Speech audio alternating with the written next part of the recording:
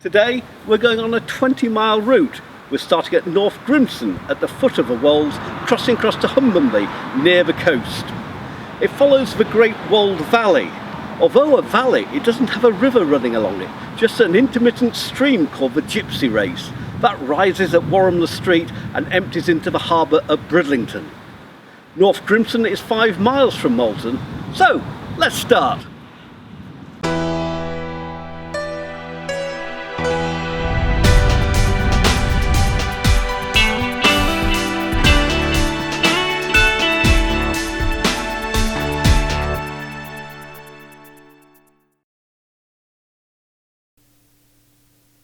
North Gimston lies at the bottom of the escarpment of the Wolds. The first place seen on entering the village is the church. Set back from the road, there are no car parking spaces in front. You'll have to park just a bit around the corner. The church, dedicated to St Nicholas, was built in the 12th century and the tower added in the 13th. You can go in, it's normally always open. You go through the original Norman doorway. Inside, look to the right. Note how the Norman chancel arch is off-centre. This is due to the widening of the church, possibly when the tower was added in the 13th century. The stained glass in the east window is by Kemp and dates from 1884. The wall monuments are to the Langley family. Look to the rear of the nave. Here is a massive round tub font with cable carving around the top. Many people think it is pre-Norman and the work of Anglo-Saxons due to the style of carving. Most of the carving is a depiction of the Last Supper, with Christ and the 12 disciples sitting at a table laden with food, chicken, fish and bread. Their feet can be seen underneath. Christ is on the cross with Joseph of Arimathea and Nicodemus beside him. This is the only known carving of the crucifixion on a font. Look here, there's a bishop with a crozier, thought to be St Nicholas. North Gimston was a small agricultural village. The second property along the road is the former post office.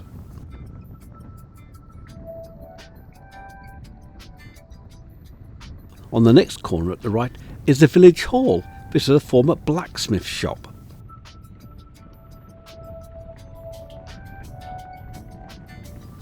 On the next corner is the Middleton Arms, named after the Lord of the Manor, who still remained Lord Middleton.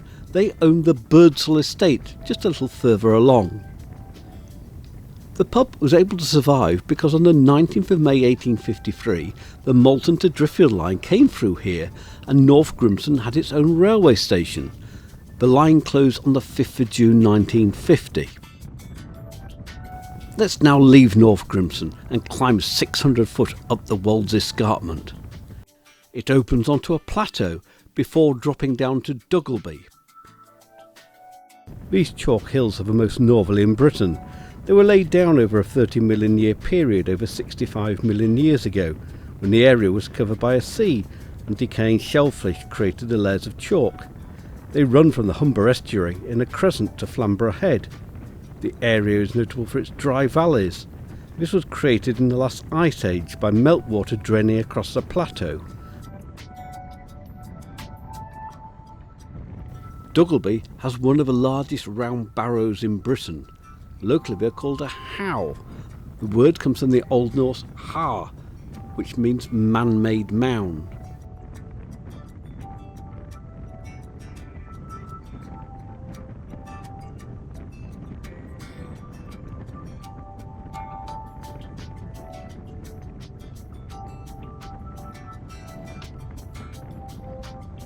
That's it, straight ahead. The monument consists of a mound, the base of which is 120 feet or 37 metres in diameter. The top of the barrow was levelled off, probably in the 16th or 17th century, to leave a level platform. On this was constructed a windmill. The mound has been excavated. Here have been found 4 crouched adults in different layers and an infant. In the top layers have been found the remains of 53 cremations. The barrow lies within a roughly circular enclosure that can't be seen. Let's move on from Duggelby down the road to Kirkby Grindalythe, 2 miles away.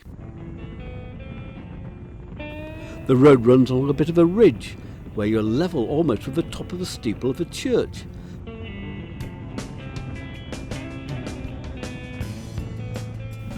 Kirkby Grindalythe has a very unusual name.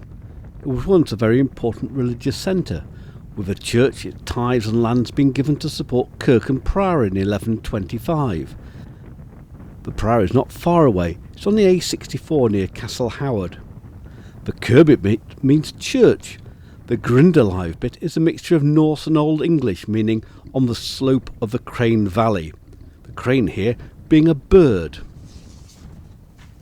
At the bottom of the hill stands a farm called Cranedale. This stands on the former medieval rectory owned by Kirk and Priory. In 1983 the farm became the Cranedale Centre, where school children can come and stay and learn about the geography of the Wolds.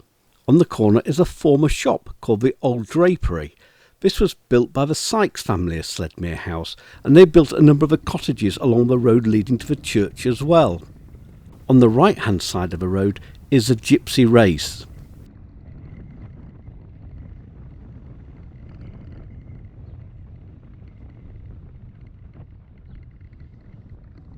The road comes to a dead end. The path to the church is on the right, and you go through a 19th century lich gate. The Church of St Andrew was a very old church and was founded in Anglo-Saxon times. The only part of that stands today is the lower part of the tower. The top of the tower and the spire are 14th century, but the main body of the church was rebuilt in 1872. Go inside. The nave and chancel were rebuilt by George Edmund Street. Even though the Sledmere estate covers this area, the church here was the parish church for Sledmere House, even though the church at Sledmere was built around 1200. Sir Tatton Sykes, and there were two of them, the 4th and 5th baronets of Sledmere, were great restorers of churches on the estate. They did this to 18 churches between 1856 and 1913. But if you turn round and look down to the west wall of the nave, you'll find it's covered with a truly wonderful mosaic by the Venice and Murano Glass Company. This was completed in 1893.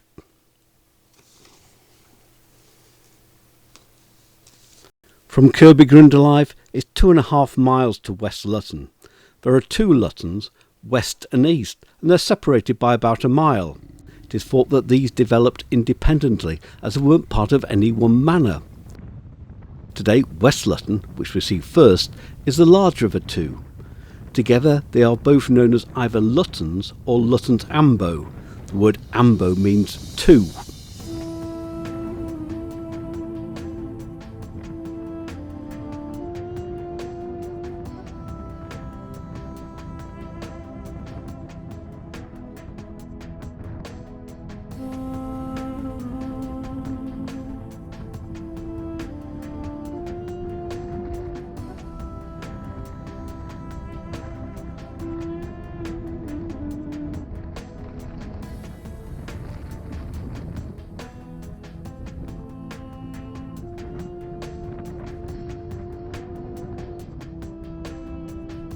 One of the first things you see is the Norman Church of St Mary. Again, this was a chapel of ease to Kirkby Grindalythe. The medieval church was knocked down and rebuilt in 1630. But rather than restore the church, Sir Tatton Sykes II decided to rebuild it in 1872. Just a bit beyond the church wall, the Gypsy Race disappears, because here the clay dips down, leaving water to seep through the chalk to a much lower water table. The 3 Tons was originally called the Board Inn when it first opened around 1710 and changed its name in 1840. It was popular in World War I as this is where the Sledmere wagoners met for training. They were a force created by Mark Sykes of Sledmere House to man gun carriages. The estate staff here used Wold wagons, and these were pulled by horses. The wagon was unusual as it had axles to the front and the rear, and it took great skill to drive one.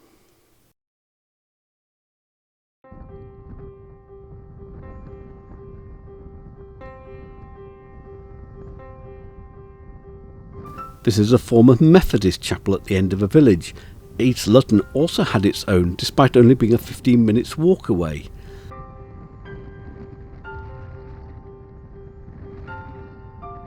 Weaverthorpe is 2.5 miles away and passes through East Lutton and Helperthorpe. East Lutton is an agricultural community. It's part of a Sledmere estate, 3 miles to the south. In the Domesday Book of 1086, the lands around here were owned by Gilbert de Gaunt. His sister was Matilda of Flanders, who was the wife of King William. Gilbert was the commander of the Harrying of the North, the period when the Normans pushed northwards. He had York burned down in 1069. When he died in 1095, he was buried at Bardney Abbey near Lincoln. In his life, William gave him 172 manors, mostly in Nottinghamshire and Lincolnshire. Now let's move to Helperthorpe.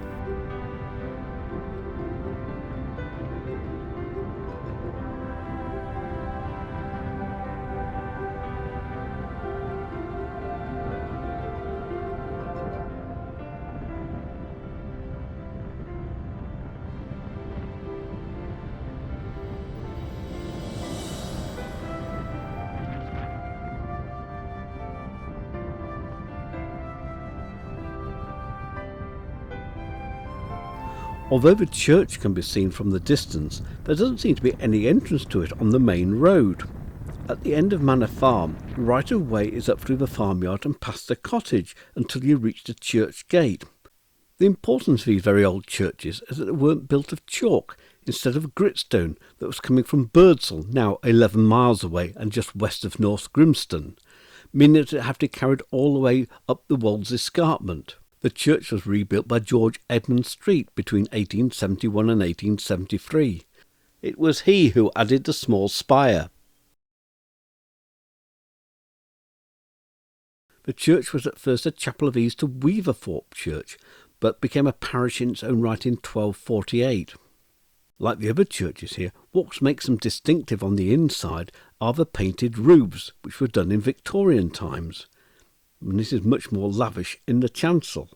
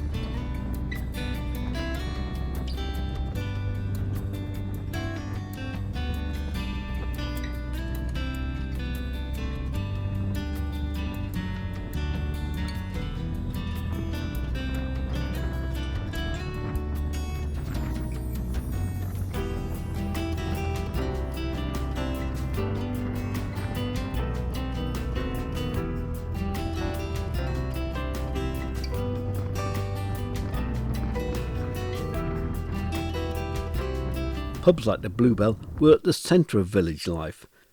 Friendly societies met here. They were self-help societies that you paid into weekly, and if you were ill, they would then give you a sum of money every week until you were better. The pub was a simple cottage until 1897, when it was rebuilt. The village pond here has been filled in. There are no shops here anymore, but there's another pub, the Star Inn. It's surprising that two pubs survive here, possibly because they serve different communities.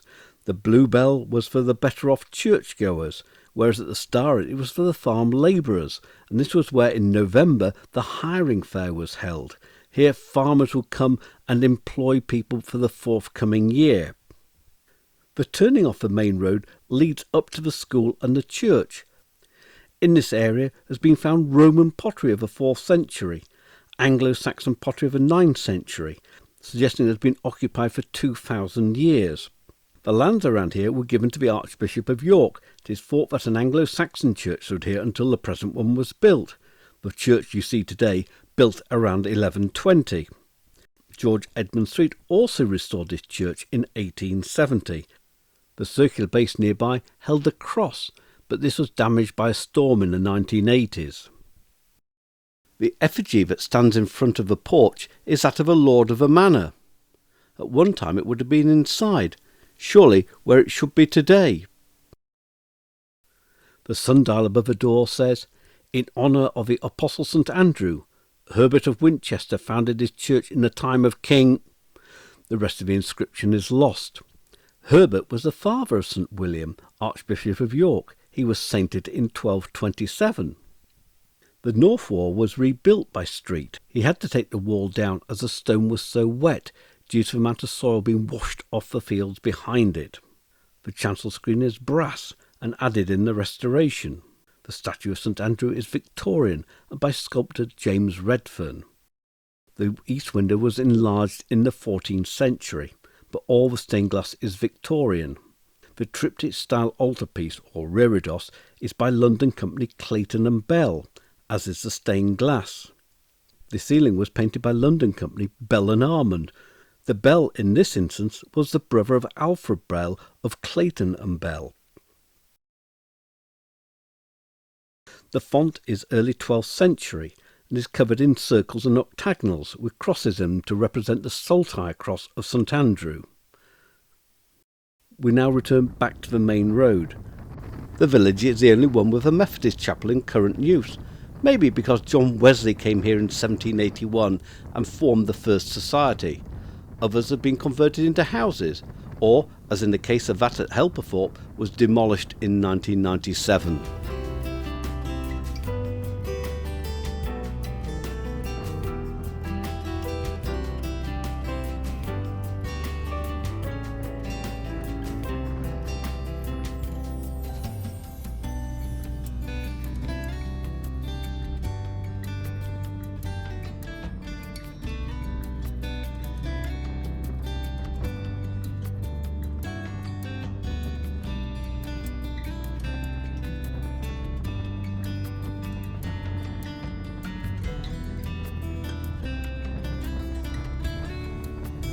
Wold Newton is 5.5 miles away and first passes through Butterwick.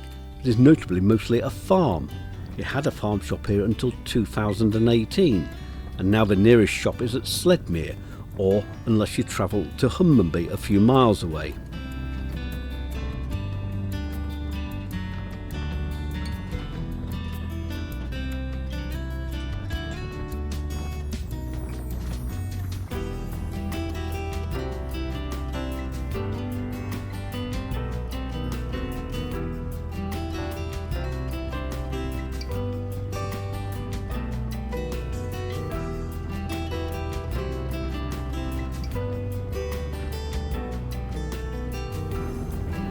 Before you reach Wold Newton, if you look carefully across the fields to the right, you might be able to see a Meteorite monument.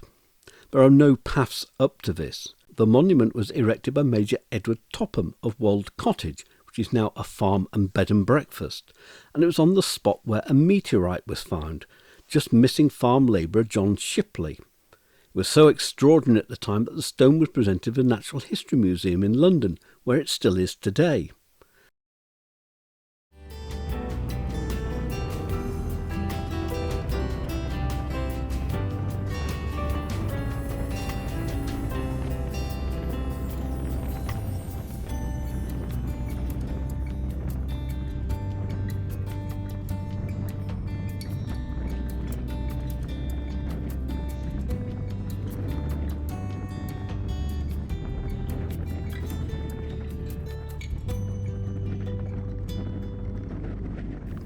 At Wold Newton, the pond was created by diverting water off the Gypsy Race. It also acted as a flood meadow. The old post office was part of a local dual economy, as behind it agricultural machinery was made by the postmaster. The village has a typical Anglo-Saxon layout. Front Street was the main road, and up here we have the church. The church is called All Saints. This was built as a chapel of ease to All Saints at Hummanby. Gilbert de Gaunt built 10 chapels of ease, and in 1115 Gilbert's son Walter gave Hummanby Church to Bardney Abbey in Lincolnshire. After the dissolution in 1539, when Roman Catholicism was abolished and the Church of England established by Henry VIII, the lands belonged to the Crown until they were sold to Viscount Down, the Dorney family. They have their seat today at Wycombe, about 8 miles to the north of here. What is called a tympanum above the door dates from Norman times. The large ring at the top right symbolises eternity, and the 3 circles at left the Holy Trinity. On the uprights are other wheel patterns, some being plants. The Norman arch was reset in 1851 when the chancel was extended. It was paid for by the lord of the manor, Marmaduke Langley. At the west end are the Lord's Prayer and 10 Commandments, and between the Royal Coat of Arms of 1839, at that time being Queen Victoria. The font too is Norman and is drum-shaped with a triangular pattern with leaf motifs in between.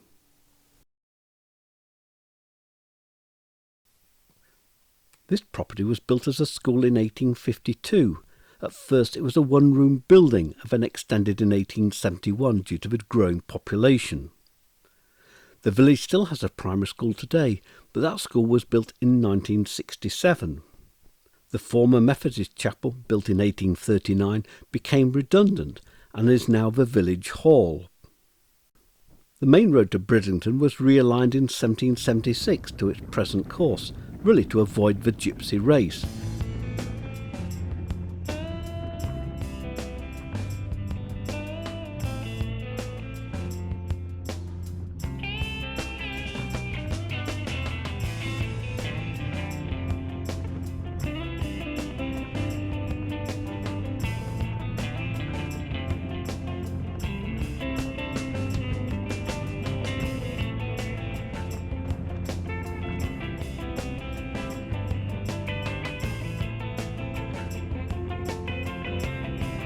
Moving on 3 miles is Burton Fleming. Wasn't always known as Burton Fleming, but North Burton until about 1830, to distinguish it from other North Burtons nearby. It's equidistant between Filey and Bridlington on the coast, which are about 8 miles away. It was notable for Queen Henrietta, the wife of Charles I, who stayed here for one night on the 5th of March 1642, after landing at Bridlington during the Civil War. She escaped here whilst Bridlington was being bombarded and then moved on to York, taking much needed money for the king. Although he received the money, he didn't win the war. That was won by the parliamentarians in 1645, and Charles lost his head in 1649.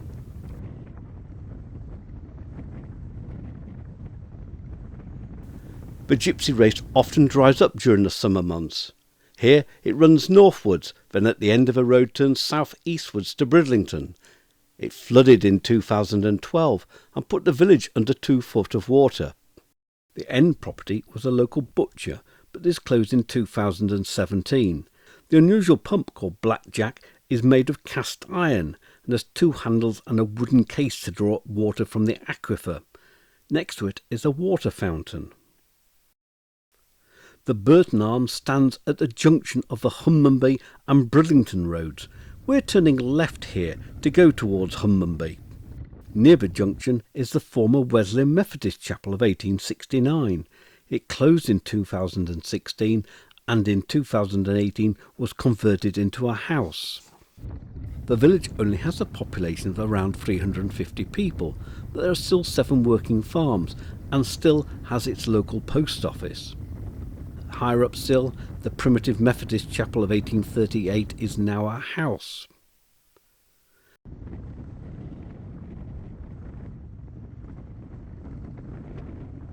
The church here is dedicated to St Cuthbert and was built in the 12th century, another chapel of ease to that at Hummanby. At one time was much bigger and had a south aisle. This was demolished, but you can see the pointed arches now used as windows that form the south wall. The Norman font rests on a base bearing sculptured heads. Notice how much light comes in through the former south aisle arches than what comes through the original windows of the north wall. The church was restored in 1887. The village pond lies just beyond, at the foot of Thornton Dale, and it's up here we now climb to cross to Hummanby.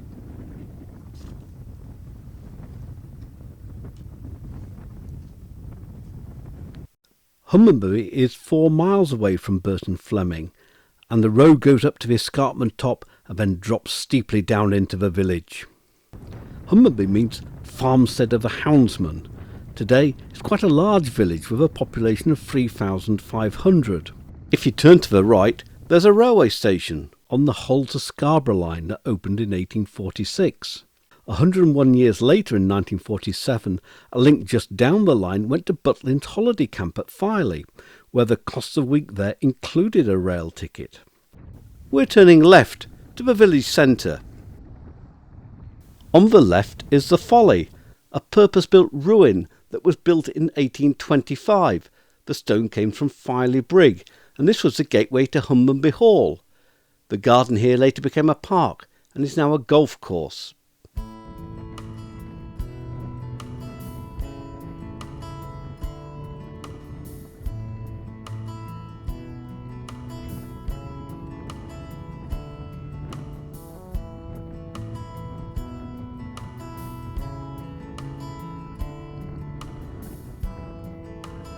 Hummanby has more houses built of chalk than the other villages. Chalk is a very poor building material as it's prone to erosion and crumbles very easily. The original chalk cottages would have had thatched roofs, replaced with red pan tiles in the mid-19th century.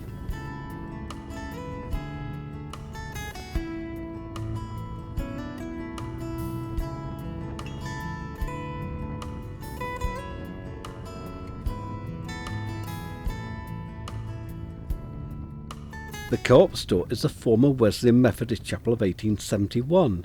Unusually, the chapel closed in the 1950s as it was too small. This was due to a Methodist girls' school opening. We'll see that a little later on. It became a Co-op supermarket in 2003. It's surprising at Hummanby to find such a wide range of independent shops here. Hummanby received a market charter in the 12th century. This took place lower down in front of a church until the cross was moved up the hill. The modern Methodist chapel here was built nearer to the school. Here you'll also find a war memorial to the 32 men who died in World War I, including the 4 Whitty brothers and 9 who died in World War II.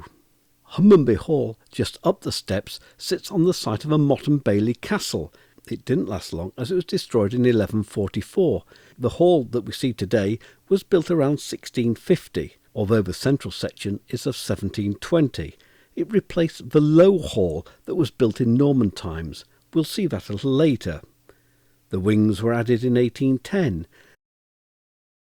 The last owner was Lord Numbenholme of Water Priory on the Wolds. He sold the property in 1828 and the Methodist Girls' School was built here. Closed in 1991, and the buildings have now been converted into apartments. Down on the main road there are 2 pubs side by side. The main one is the White Swan, as this was both a coaching inn and were a place where civic events took place, such as a meeting of the local court. Across the road is All Saints, the parish church that covered most of the area of the Wolds. It was built in the late 11th century. The lower part of the tower was added in the early 12th century and the upper in the 15th century. The clock dates from 1858. If you go inside, it was restored in 1845 by Admiral Mitford. It included rebuilding the north aisle, itself added in the late 13th century. All over the walls are halberds. These are coats of arms. They were for the local families, Osbaldeston, Staveley and Wrangham. These were placed here on the death of the head of a family. The statue called Piety is made of white marble and is dated 1770. It was sculpted by Fishers of York. It was given in memory of the Osbaldiston family, whose names are included on the plinth. The remains of the family lie in a sealed vault under the chancel floor. The main road goes up the hill around the former Castle Motte and is called Stonegate. This is the road to Filey, which is just over 3 miles away. It got its name as stone was brought here from Filey in the 18th century. Although stone was replaced by brick in the 19th century, and Hummanby had its own brickworks.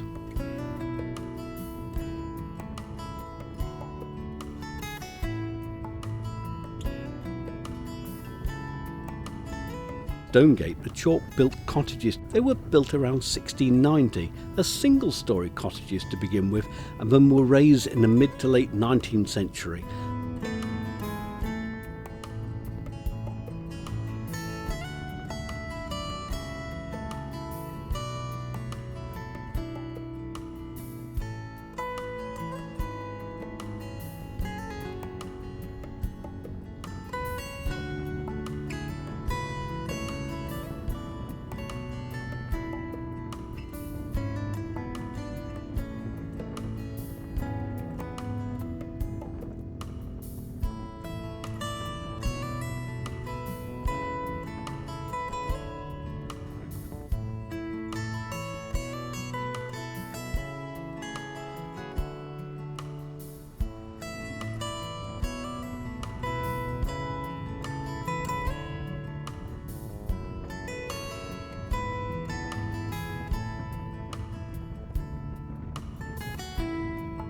Lower down are the lockup and pinfold. The lockup, the local police jail, sits next to the impound for stray animals, the pinfold. They were both built in 1834, the jail lasting until around 1900, when a police station and court was built at Filey in 1895. Behind is Low Hall, a chalk-built house of the 17th century, built for the Stutville family. After the Poor Law Act of 1834, it became a workhouse and is now again a family home. This is thought to be where Gilbert de Gant, mentioned in the Domesday Book of 1086, had his manor house. So we end almost right back at the beginning of recorded history of the area. This was just one of a series of films on Yorkshire. There are more on the Wolds, East Yorkshire and 100 over on Yorkshire itself. Thank you for watching. Please subscribe, and I hope to see you again soon.